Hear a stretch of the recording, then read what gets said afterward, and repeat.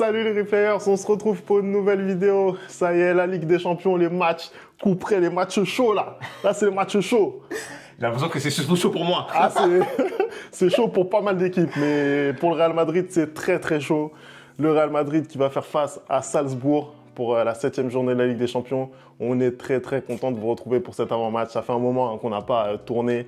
D'ailleurs, on en profite pour vous remercier d'avoir autant regardé cette vidéo sur les stades africains, sur cette crise qui s'abat sur les stades africains. On vous remercie pour ça. Et j'en profite aussi pour passer un message parce que voilà, il y en a sur cette chaîne. Vous pensez que notre vie tourne autour du football. Hein? Donc, comme moi, je suis au pays, quand je suis au continent, hein, en vacances, que je profite de mes vacances et que malheureusement j'attrape le palu hein, et que je suis même pas capable de voir le classico où mon équipe s'est fait chicoter comme pas possible, 5-2, hein. Ils ont mis la honte sur moi.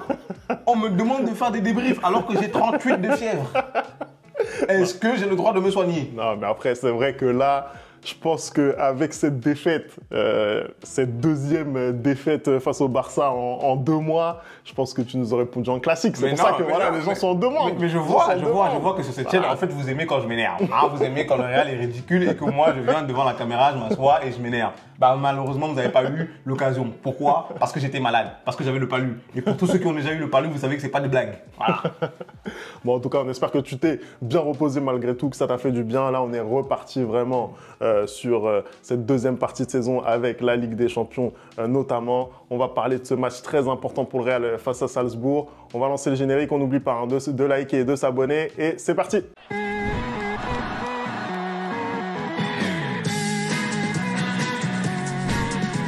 Allez, on commence tout de suite cet avant-match Anderson. 7e journée, avant-dernier match de la Ligue des Champions pour le Real Madrid. Ils font face à une équipe de Salzbourg qui est en difficulté et le Real Madrid, lui, est pas dans une forme étincelante. Ils ont malgré tout gagné ce dernier match de championnat face à Las Palmas, mais c'est un contexte quand même qui est assez pesant autour du club. Alors, non, tu peux le dire. Non, tu peux le dire. Tu peux dire les termes. Aujourd'hui, on se rend compte que chaque fois que le Real Madrid a et doit affronter une grosse équipe, bah, il y a problème dans la demeure. Il y a péril dans la demeure parce que aujourd'hui, hein, c'est quand même 2 gros revers face à ton adversaire principal, un 4-0 et un 5-2. Et encore, il y a eu 5-2 parce que Barcelone prend un rouge. Sinon, je pense que le match aurait terminé comme un score de 8-2 qui concerne les mêmes personnes. Mais je pense qu'aujourd'hui, on se rend compte que quand cette équipe doit affronter une équipe du même standing, ils ont du mal. On l'a vu contre Liverpool, hein, on l'a vu aussi un peu contre l'Atalanta, hein, c'était compliqué. Hein. Aujourd'hui, moi, je suis inquiet. Je suis inquiet, pourquoi? Parce que certes, tu affrontes une équipe de Salzbourg qui a une seule victoire dans cette Ligue des Champions en 6 matchs, hein, mais toi, c'est pas mieux non plus. Hein. On rappelle quand même que ce Real Madrid est allé perdre contre Milan, on rappelle que ce Real Madrid est allé perdre contre Liverpool, on rappelle que ce Real Madrid est allé perdre contre Lille. Aujourd'hui, tu n'as pas des certitudes. C'est simple. Moi, je repense au dernier match. Tu viens de parler du dernier match contre Las Palmas. Hein? Moi, personnellement, je suis au pays. Je m'assois devant. J'ai mon top. Hein? Pour ceux qui connaissent, j'ai mon top ananas dans les mains. Et je me dis, je vais mettre le match du Real Madrid. J'allume la télé 1-0. Oui, j'ai allumé la télé à la 30e seconde. 35, pardon, voilà. Les mots me manquent. 30e seconde, il y a déjà 1-0. Tu vois, on a encore une fois de plus une équipe du Real Madrid qui est à réaction. C'est-à-dire qu'après ce but encaissé, on commence à avoir un Real qui joue, hein, qui essaie de développer du football, mais ce n'est pas possible. Moi, ça ne me va pas. En fait, ce Real ne me va pas. Ancelotti, je ne sais pas ce qu'il fait comme tactique, je ne sais pas ce qu'il travaille à l'entraînement, mais aujourd'hui, je suis désolé, j'ai peur. J'ai peur parce que le Real a 9 points en Ligue des Champions. Certes, le Real est 20e, mais si par mégarde on ne gagne pas ce match à domicile face à Salzbourg, ça peut être très compliqué pour nous. Ils ont l'obligation pour moi aujourd'hui de faire un résultat. C'est-à-dire s'imposer impérativement face à Salzbourg. Impérativement. Écoute, comme tu le sais, moi je suis un petit peu mitigé. Voilà, sur ton analyse, je ne suis pas totalement d'accord. C'est clair que, comme on l'a dit en intro, le contexte il n'est pas favorable à cette équipe madrilène. On est d'accord. D'ailleurs, on a cru entendre que voilà, ce serait peut-être la fin pour Ancelotti en fin de saison. En fin de saison, pas immédiatement en tout cas. Mais voilà, c'est sûr que s'il prend cette décision, c'est pas par gaieté de cœur, c'est parce qu'il sait très bien qu'il arrive en fin de cycle. Mais pour revenir sur ce que tu disais, bien sûr, il y a ces contre-performances et notamment face aux gros. On avait vu du mieux quand même en fin d'année civile, en fin d'année 2024. Tu parlais du match contre l'Atalanta qui a été compliqué, certes, mais c'était un Atalanta qui était très en forme, qui était à l'époque leader de Serie A et ils ont quand même réussi à gagner ce match-là, les Madrilènes. Donc, il y a eu du mieux.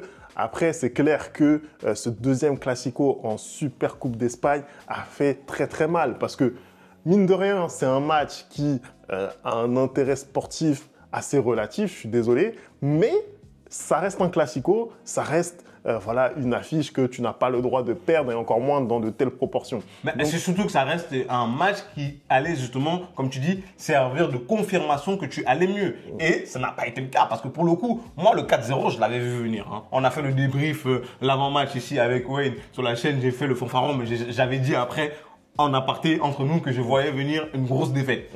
Mais ce 5-2, je vais pas vous mentir, je le voyais pas du tout venir. J'ai été surpris. Hein. Vous imaginez bien que voilà, je suis au pays, je suis en vacances, je profite de mes vacances, j'ai le palu et je vois mon équipe perdre 5-2. Hein. Je sais pas c'était quoi le plus grave, franchement. Je sais pas c'est quoi le plus grave.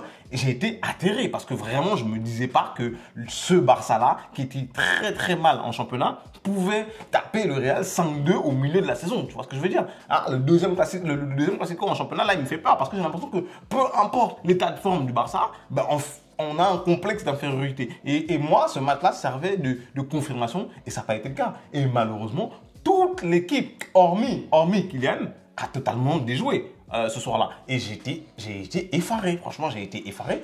Et en fait, aujourd'hui, avec ce Real Madrid, je ne sais pas à quoi m'attendre. C'est-à-dire qu'aujourd'hui, mercredi, on joue Salzbourg. Je ne sais pas si je vais avoir un Real Madrid des grands soirs ou si je vais avoir un Real Madrid qui sera encore une fois de plus à réaction et qui peut, hein, lorsque le match avance, se laisser surprendre et comment dire, qui va être pris au piège et ne va pas réussir à avoir les 3 points. Après, sur le match contre Las Palmas, et on va parler de la compo dans un instant, Anderson, mais c'est vrai que l'ouverture du score concédé, on voit quand même que Lucas Vázquez, il est juste pour le coup. Là-dessus, pour moi, c'est limite une erreur individuelle, ce qui te plombe directement. Tu vois ce que je veux dire? Après, derrière, le Real fait le nécessaire. Ce n'est que Las Palmas, bien sûr, mais ils font le nécessaire. Donc, pour moi, je ne sais pas si on peut mettre ça sur le compte du fait que voilà, il soit à réaction. Pour moi, c'est vraiment une erreur manifeste là-dessus de Lucas Vázquez. Mais si on s'intéresse, Anderson, sur la compo probable qui sera alignée face à cette équipe de Salzbourg, qu'est-ce que toi tu penses que Ancelotti va faire au niveau des blessures? Je crois que Tchouaméni ne sera pas de retour, il me semble. Il est incertain. On a Camavinga qui est venu se rajouter à la longue liste des blessés. Hein. On a Militao aussi, on rappelle, Dani Carvajal qui sont toujours blessés. On a justement Lucas Vázquez qui est suspendu, hein, grâce à Dieu. Voilà. Oh grâce à Dieu, Lucas Vázquez. Non, je suis désolé. Aujourd'hui, ce qu'il va faire, je pense qu'on va repartir sur un peu ce qu'on a vu face à Las Palmas, un 4-2-3-1 maintenant. Je pense que c'est sa nouvelle formation, hein, de prédilection. Dans les buts, bien évidemment, on aura Courtois. Et il y a un peu plus d'incertitude au niveau de la défense. Pourquoi? Parce que à gauche, face à Las Palmas, on a vu Fran Garcia. Et Fran Garcia, c'est très très solide cette saison par rapport à Mendy. Encore une fois de plus, moi je suis désolé quand je vois par exemple le but de Rodrigo, la construction et la passe en retrait que fait Fran Garcia pour Rodrigo. Mais ça, je ne le vois pas de la part de Mendy. Donc pour moi, à gauche, ce sera certainement Fran Garcia. En défense centrale, vu qu'il ne peut pas mettre Tchouaméni, je pense que ça va être Rudiger et Asensio parce que même si David Alaba refait son retour dans l'effectif après plus d'1 an d'absence, je pense qu'il est beaucoup trop juste pour commencer, même s'il a eu des minutes là, face à Las Palmas ce week-end. Donc je vois bien Rudiger et Raúl Asensio. À droite, il y aurait des échos comme quoi, depuis quelques temps, il testerait Mendy justement en tant que latéral droit. Donc je ne sais pas si il va aligner Mendy en tant que latéral droit ou sinon il va faire confiance à Lorenzo Aguado qui est un jeune du centre de formation qui a été inclus dans la liste. Connaissant Ancelotti, je pense qu'il va nous bricoler quelque chose et ne pas mettre Lorenzo Aguado parce que vraiment, je ne le vois pas du tout dans un match comme ça lancer un jeune. Hein. Sinon, vraiment, Ancelotti, je ne sais pas ce qui se passe. Voilà. Je sais pas ce qui se passe. En effet, exactement. En double pivot devant la défense, je vois bien évidemment Valverde et Ceballos qui a été auteur d'un match XXL ce week-end. Hein, vraiment, Ceballos, je pense que c'est la révélation au milieu de terrain du Real cette saison. Hein, il est en train de prendre des minutes, il est en train de montrer qu'il mérite de jouer, il est en train de prendre et de marquer sa place de titulaire. Franchement, c'est très très difficile. Entre lui, maintenant, Camavinga et Tchouaméni, ça va être très compliqué. Et ensuite, la ligne de 3 devant, bien évidemment, Vinicius sera de retour. On a Jude Bellingham au centre et Rodrigo à droite. Rodrigo aussi qui a fait un très bon match face à Las Palmas quand il est à gauche. Pour le coup, là, il sera à droite. Et devant, on aura Kylian Mbappé Lotin qui semble-t-il, est en train de retrouver des jambes. Qui semble-t-il a retrouvé comment devenir un footballeur. Qui semble-t-il sait comment rejouer au football. Et qui semble-t-il, depuis son interview avec Mouloud Achour, a libéré son corps. Hein. Il est allé se laver au village, on dirait. Non, il a fait comme moi. Voilà, il a fait comme moi. Après, sur Kylian, on va enchaîner avec la suite de l'avant-match, mais sur Kylian, c'est vrai que il retrouve des sensations, il retrouve ce qu'on connaît de lui, voilà, cette fougue, même dans le body language, en fait, c'est ça vraiment moi qui me frappe. On sent vraiment quelqu'un qui a envie de tout casser aujourd'hui, mais voilà, c'est positif. Moi, je l'attends quand même sur un gros match, sur un gros match, sur des affiches un petit peu plus importantes, mais c'est positif. Il faut dire quand il fait bien, là, il permet au Real de gagner ce match face à Las Palmas. On rappelle quand même que le Real Madrid prend 7 points d'avance sur le Barça en tête de la Liga. Ils sont par contre qu'à 2 points de l'Atlético, mais 7 points sur un Barça qui les a lavés ces derniers temps en confrontation directe. Mais surtout qu'on est avec un Real Madrid qui a énormément de difficultés depuis le début de la saison. Avoir aujourd'hui 7 points sur l'un de tes principaux rivaux en championnat, c'est vraiment une aubaine. Après, je pense que c'est aussi, comme je l'ai dit depuis le début de la saison, Barcelone eux-mêmes qui s'abordent. Hein. Je pense qu'on n'a pas un très grand Real cette saison non plus parce que je suis désolé de voir cette Ligue des Champions justement avec 36 équipes et voir le Real uniquement 20e. C'est une anomalie. Hein, quand tu sais que je te dis pas que tu aurais dû gagner contre Liverpool parce qu'aujourd'hui Liverpool c'est peut-être la meilleure équipe du monde, mais tu dois gagner contre Milan, hein, tu dois gagner contre Lille. Et aujourd'hui te retrouver 20e avec 3 victoires et 3 matchs nuls, c'est totalement anormal. Et moi, il doit faire le taf. Pour moi, aujourd'hui, il n'y a plus droit à l'erreur. Il reste un match contre Salzbourg, il reste un match contre Brest. Ils doivent aller gagner ces 2 matchs-là pour se placer le plus haut possible, en fait. Sinon, ça va être très compliqué.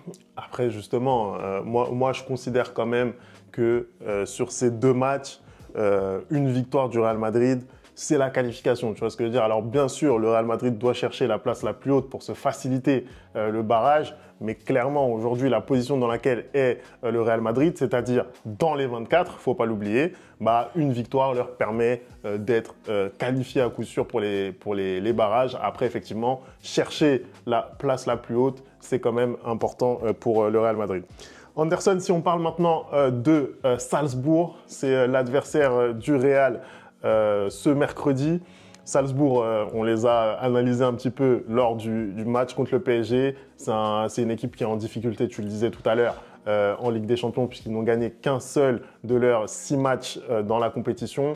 Et c'est aussi une équipe qui, après avoir largement dominé son championnat domestique, se retrouve depuis la saison dernière dans des situations bien compliquées. Là, Salzbourg, c'est compliqué pour eux, aussi bien en Ligue des Champions qu'en championnat. Hein. Là, je regarde le bilan sur leurs 10 derniers matchs, c'est uniquement 2 victoires. Hein. Ça ne va pas du tout. Cette équipe aujourd'hui, je ne vois pas comment elle pourrait avoir les armes pour venir inquiéter le Real Madrid.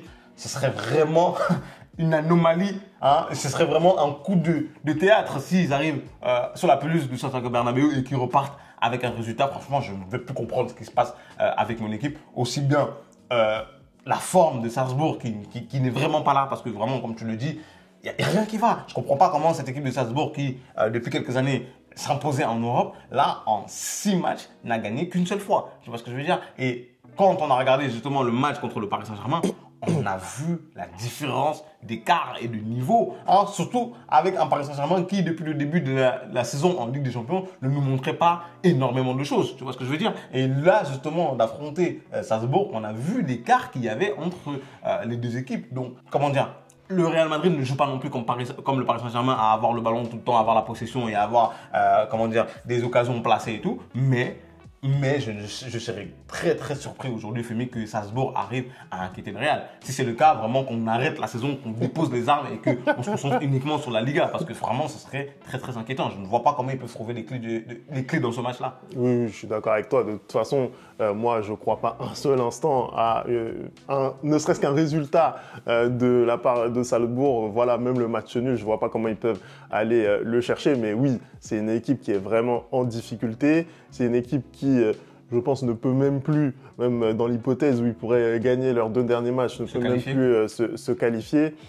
Donc c'est vrai que voilà, le Real Madrid doit s'affirmer contre cette équipe de Salzbourg, doit retrouver des couleurs et notamment en Ligue des Champions. Ça avait été le cas en fin d'année 2024. Ils doivent continuer sur leur lancée.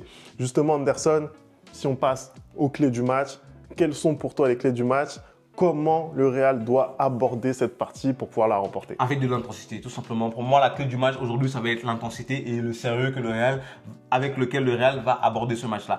Dès le début du match, tu dois très très bien rentrer dans le match. Tu ne peux pas te permettre en Ligue des Champions de faire les mêmes erreurs que tu fais contre Las Palmas, par exemple. Tu ne peux pas te le permettre en Ligue des Champions parce qu'une équipe comme Salzbourg, qu'elle soit bien ou qu'elle soit mal, elle te met un but comme ça et ensuite elle va jouer à 10 derrière. Tu auras beau faire ce que tu veux, tu ne marqueras pas le but qui te permettra d'égaliser et ensuite d'aller gagner le match. Donc aujourd'hui, tu dois rentrer dans le match concentré, tu respectes l'adversaire et je suis désolé, tu dois arriver à la mi-temps avec minimum 2 buts d'écart pour te faciliter les choses. Aujourd'hui, les leaders du Real Madrid doivent prendre leurs responsabilités. Je parle de Kylian Mbappé, je parle de Vinicius, je parle de Jude Bellingham. J'attends d'eux un grand match mercredi. J'attends de la défense également un grand match. Aujourd'hui, le principal problème de cette équipe, c'est la défense. Ce n'est pas possible de concéder autant d'occasions. Quand j'ai regardé le Classico, Femi, en 2 passes, pratiquement tout le temps en 2 passes, il cassait toutes les lignes du Real Madrid. Et ils étaient face à la défense. Et la défense, mais c'était tellement du n'importe quoi. Même Rudiger, où on a fait le conseil des classes, on a dit qu'il était bon depuis le début de la saison. Même Rudiger, depuis quelques matchs, il a du mal. Il a du mal. Absolument toute la défense a du mal. Et je suis désolé, ils doivent plus travailler. Aujourd'hui, je ne sais pas ce qu'ils font en entraînement. L'alignement est catastrophique. Quand Tchouaméni joue en défense centrale, c'est catastrophique. C'est catastrophique. Donc aujourd'hui, j'attends du Real Madrid, en tout cas de l'équipe, qui ait une défense en fer. J'attends de mon milieu de terrain qu'il soit présent. Mais quand je vois le match qu'a livré Dani Ceballos ce week-end et le match que livre Valverde, j'espère que les deux au milieu de terrain, ça va aller. Et j'attends de mes attaquants qu'ils soient létals. Là, ce week-end, il y a eu 5-2 avec 3 buts refusés. Mais c'est la même chose que je veux face à Salzbourg. Je veux des occasions, je veux des combinaisons, je veux des jeux en triangle, je veux des appels en profondeur, je veux de la variation, tu vois. Et aujourd'hui, tout ça va faire qu'on réussisse à mettre des buts. En tout cas, pour moi, à la mi-temps de ce match-là, il doit y avoir minimum 2-0 déjà. Voilà. Non, je suis totalement d'accord avec ce que tu as dit. Je pense que voilà, le Real doit montrer aussi bien offensivement que défensivement que voilà, c'est un grand d'Europe, que voilà, ils ont un certain statut. Je ne sais pas sur qui on peut remettre la faute de la méforme un petit peu de ce Real Madrid. Tu parlais des cas individuels, notamment Tchouaméni, notamment Rudiger.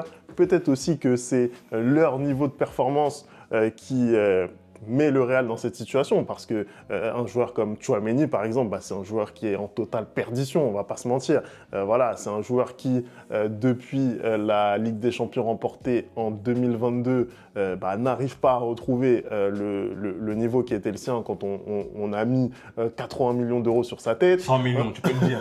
Non, parce que beaucoup de gens disent 80 millions, mais c'est 100 millions. La rondelette somme de 100 millions, justement. Donc voilà. Et puis il y a aussi notamment le cas de Rudiger qu'on avait un petit peu évoqué on avait commencé à évoquer pendant le conseil de classe en disant qu'il y avait des petites absences voilà, par-ci, par-là, etc. Toi, tu avais par exemple aussi évoqué le cas de Thibaut Courtois notamment. Donc voilà, il y a des individualités aussi qui ont un petit peu failli là sur cette première moitié de saison. Ça va être à ces mêmes individualités de porter le Real Madrid demain, en tout cas mercredi, pour aller chercher ces 3 points qui permettraient vraiment au Real Madrid d'aborder la suite et la fin de cette saison régulière de Ligue des Champions de la meilleure des manières. Anderson, on va passer au prono. Est-ce que vraiment on a besoin de faire cette séquence, Anderson? On a besoin. On a besoin. Non, le peuple le réclame. Bah, qu'est-ce que tu penses, toi, de ce match-là? Qui va l'emporter? Bah, je pense que, franchement, tout autre résultat qu'une victoire du Real Madrid me surprendrait, hein, pour le coup. Je vois une victoire du Real 3-1 parce que je pense que, quoi qu'il arrive, cette équipe du Real va encaisser. Hein, voilà. Les clean sheets, il faut oublier cette saison parce que c'est vraiment pas possible. Il y a toujours un idiot derrière qui oublie de faire un marquage ou qui relance mal et tout et on se prend un but. Donc, les clean sheets, il faut oublier. Je pense que le Real va réussir à gagner 3-1. Je vois bien un doublé de Vinicius et un but de Kylian. Voilà pour mon pronostic. Non, moi je pense que le Real va gagner, le Real va faire un clean sheet. Pourquoi? Parce que côté Salzbourg aussi, offensivement c'est très compliqué. On rappelle qu'ils ont perdu Karim Konaté pour une blessure longue durée. Voilà, en fait les joueurs qui sont là sont des bons joueurs, techniquement plutôt intéressants, mais au niveau de la finition, c'est quand même très compliqué. Voilà, c'est quand même une équipe qui joue Salzbourg, mais malgré tout, il y a trop de carences voilà, dans le dernier geste, dans l'efficacité pour pouvoir marquer un but à ce Real Madrid au Santiago Bernabéu en Ligue des Champions. J'ai vraiment du mal à le croire, alors qu'ils n'ont pas mis un but à domicile contre le PSG. Pour moi, c'est victoire 3-0 du Real Madrid. Voilà. Écoute, on verra bien. On connaît tes pronostics. Allez, merci d'avoir regardé cette vidéo. On n'oublie pas les bonnes habitudes. @TheReplayFoot. Dites-nous, vous, ce que vous pensez de ce match important pour le Real. C'est un match très important malgré tout, qui n'est pas décisif pour moi parce qu'ils ont encore ce déplacement à Brest qui peut leur permettre de se qualifier avec certitude. Mais voilà, c'est un match important. Donnez-nous votre avis dans les commentaires. On va y répondre avec plaisir. Et on se retrouve très très vite pour une nouvelle vidéo. Ciao!